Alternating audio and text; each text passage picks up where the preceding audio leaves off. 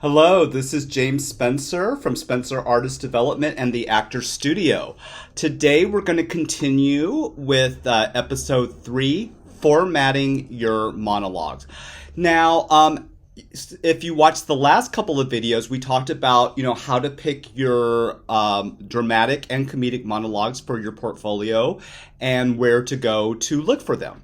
So now we're going to talk about what do you do once you found your monologues. How do you start analyzing them and preparing them to actually start acting? Okay, so a lot of actors in the industry use what is called the method. Okay, method acting came out of New York with Stanislavski and Meisner.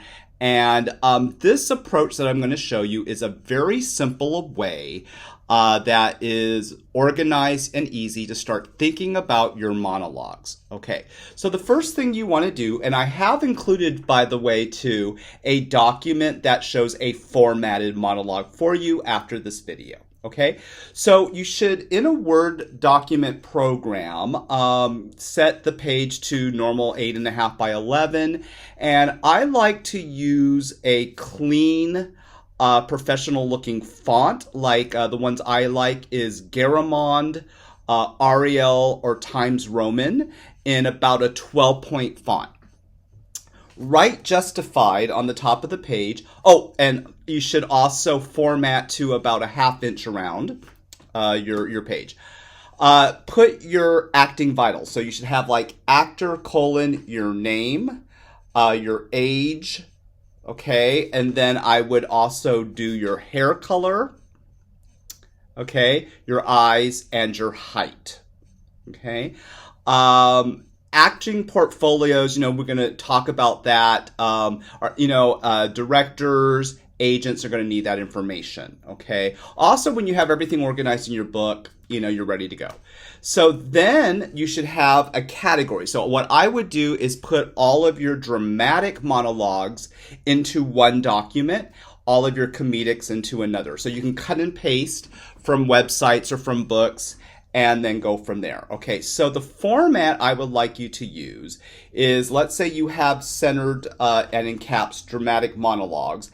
Then under that, then put monologue : the name of the monologue you're doing. So my student, let me see which one I picked. My student John picked a monologue from the Monologue blogger, and for homework formatted this as he starts to prepare. So that's what I'll be sharing with you at the end of the video. So you put monologue : the name of the monologue. Under that, the author. Okay, in this case, it's Joseph Arnon. And then what you're going to have is a little bit of a synopsis. So it's usually in italics. And sometimes, with monologues that aren't from plays, you're not getting a lot of information. So in this one, it says, in Everyone's Chasing Something, Clarence opens up to his girlfriend about some of his internal pains that he's been facing lately. So we don't know that much. We know Clarence is upset about something. That's about all we get. So then you're going to have to read the actual script. And when we read the script, we actually find that he's probably from a poor family. He's been through a lot of shock. We find out from the monologue that his father passed away, that his sister's been in the hospital, and so that probably means they have mounting medical bills. And a friend named Johnny, who he maybe is a friend from childhood, has turned on him. And so so now we have to say, okay, we got some more information. Let's start thinking about looking at how is this character feeling. And we want to write down about 4 to 5 emotions. Usually the script will give you clues. It will say something, I feel betrayed, I feel angry, I was shocked when I heard. And these give you clues to how the actor's feeling.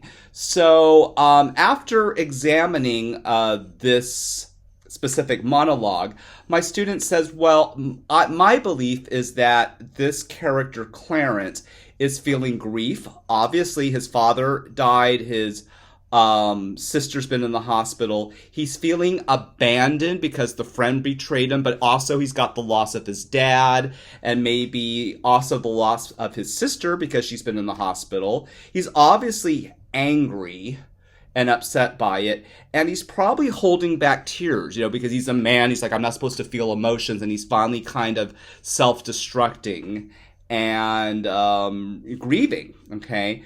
So we write those emotions down, okay?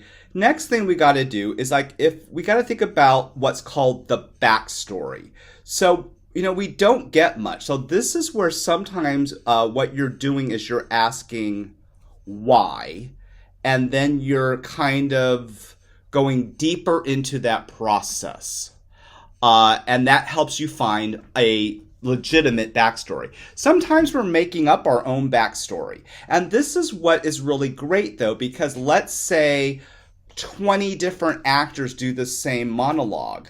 Well, everybody has different experiences. So what if, with this character here, what if he is living in the slums of LA? And, or maybe the character is living in New York City, and this means depending on where you live and your background, you can kind of start to personalize the monologue.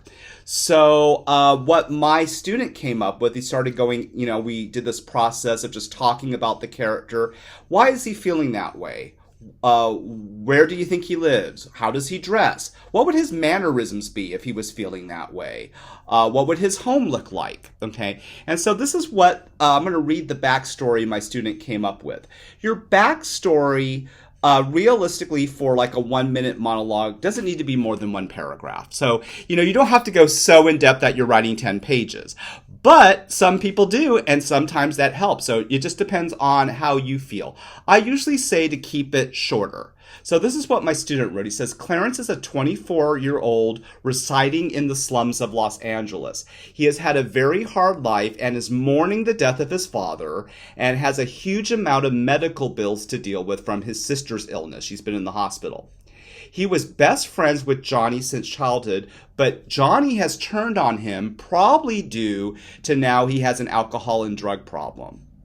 Clarence is realizing that Johnny's bad news and he should, leave this friendship, but he feels abandoned because of his father, so he feels completely alone. So that's the main backstory. Great, so now we have more information with the backstory. The next thing we would ask is, well, okay, we're going to film this. So what time of year is it? How is this guy attired? What are his mannerisms?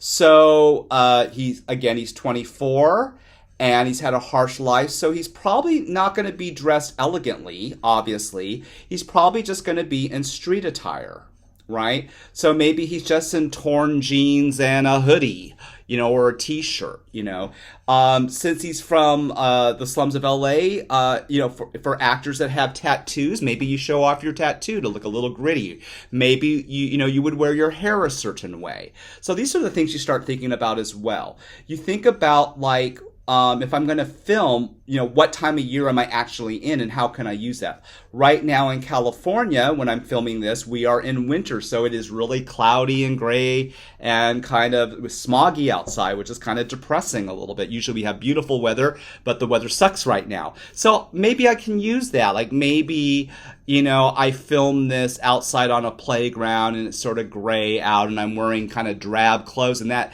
adds to the mood of my monologue when I go to film. There's difference of opinion, by the way, on this. Some people or some acting teachers say, you're a blank canvas, just use a curtain or a back screen and just make it simple.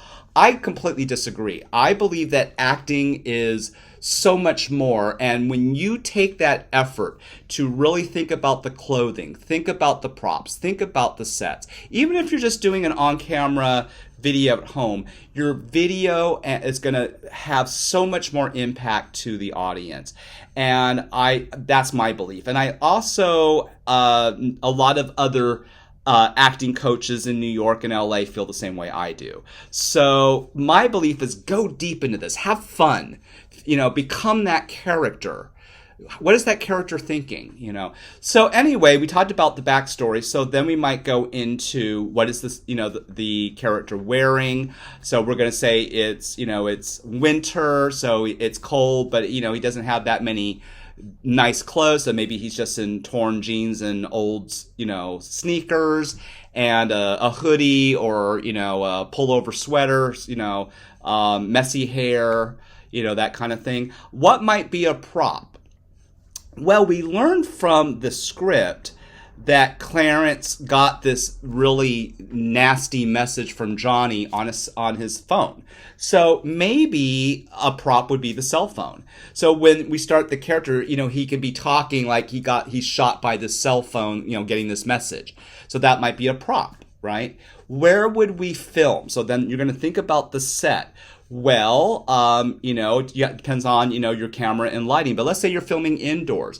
Could you make your living room look a little bit more shabby? So if you have a nice living room, could you, maybe have some pizza boxes lying on the floor? And maybe it's just kind of, a screw because, make it look like the character. Or if you're filming outside, maybe you go to a park with some graffiti or whatever, and that adds to the mood. Okay? So what you're doing in the stage after you have picked your monologues is just sitting with them, read them through several times, start asking questions, and start formatting them into this format that I'm mentioning. It really helps to stay to stay organized and also to think about what you're going to need when you do get ready to film. Okay, and this is even before you start acting and trying them out. You're just thinking about, who is this character? How can I do a good job? How can I connect with what that person's feeling? Okay? So thank you so much. And after this video, look at the the formatted monologue that I have here, and I look forward to seeing you in the next video. Thanks so much. Feel free to leave comments below and to like my channel here. And I also am teach within the U.S. online for acting, and I also have a few openings at my studio here in Long Beach, California. So you can get a hold of me through my website, which is listed at the end. Okay, thank you guys. Hope you enjoy your monologues and look forward to hearing from you.